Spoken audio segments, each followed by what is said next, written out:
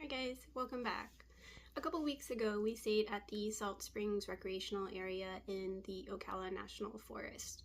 Ocala National Forest actually has 13 campsites and 2 state parks within the National Forest.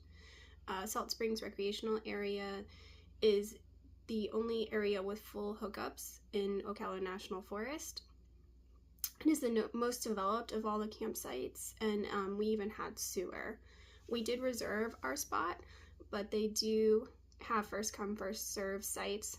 Those are sites 65 through 102. They also have primitive tent camping sites. The campground itself has a basketball court. They do have a dump station and a potable water fill-up station. All the sites are paved, and our sites were pretty level. We just had to put our stabilizing jacks down. The campsite is close to a main road that goes through the Ocala National Forest. I saw a lot of comments of people having issues with road noise. We personally didn't have any issues with that, but full disclosure, we do sleep with our AC on at night, so we just like that kind of ambient noise. The website does say that there is a marina, a boat launch area, and canoe rentals. We didn't personally explore any of those areas. We were only there for a long weekend, and my son was more interested in spending time in the spring. And then Sunday we were rained out the second half of the day, which did bring in some cooler weather, which was nice. So there's like 3 main areas of this campground. You've got obviously the campsites on one side. In the middle there's a 1.5 mile trail. It's called Bear Swamp Trail, and on the other side you have the spring. My son and I did walk the trail. I used my AllTrail app to kind of map it out. My AllTrail app said there was kind of a lookout area, which we never got to, and it looks like when I pulled up the map that it kind of got skipped out.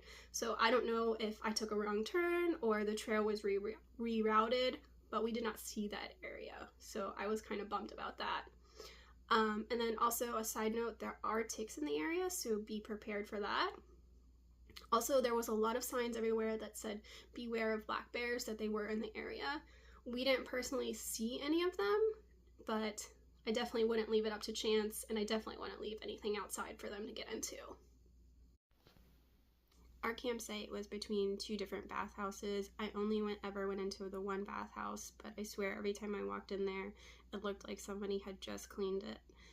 We do have a shower in our camper, but we only really use that when we're boondocking. So we did use the showers there. They were very clean. I will say the water didn't heat up to that hot, but not a deal breaker. The spring itself was a refreshing 74 degrees, depending on which family member you asked. I was happy just floating around on a float, barely touching the water, but it is very beautiful there. The water is very clear. I do recommend bringing goggles and a snorkel. There was fish swimming around, so it would be a really fun place to just hang out and snorkel around.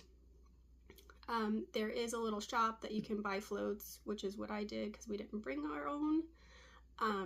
But there is a Dollar General down the road as well. The spring itself is kind of a small area. They have it roped off at the end where the boats are hanging out down there. The spring is not very deep, so it's very family friendly. I will say though, the stairs going down to get into the spring are very, very slippery, so please be cautious when entering the spring. We saw a lot of people slipping and sliding.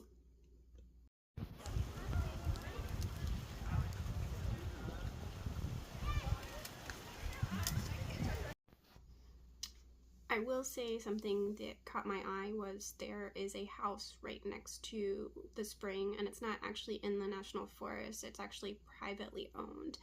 It's called the Morgan Townsend House, and it was built in the late 1800s.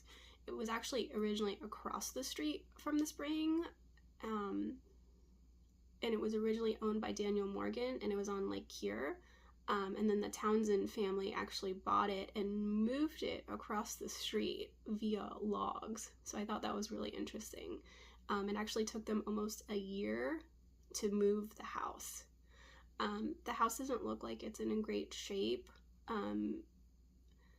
It was bought in 2012 in hopes of, fixing it up and making it kind of like a bed and breakfast, which I think would have been really cool. It's been many things over the years, but it kind of looks like it's just sitting there now. I did see that it was registered on, it's a National Historic Place. It's on the registry for that. But there's a bunch of picnic tables in the area. You could sit out and eat and kind of just make a day of it. It's very beautiful there. The lore of this place was people used to come to the spring because it was supposed to be healing. There also are a couple local spots to eat at. We personally ate at Square Meal twice. They have sweet cream pancakes, which if you've never had them, they are to die for, and I'm still thinking about them to this day. Breakfast does end at 11 though, so you kind of got to be an early riser to get there for that. The other one was Odd Todd's. It's actually a food truck they set up on kind of like the side of the road. They do have seating outside, but be warned, it's outside in Florida, so in the summertime you might want to just get it to go.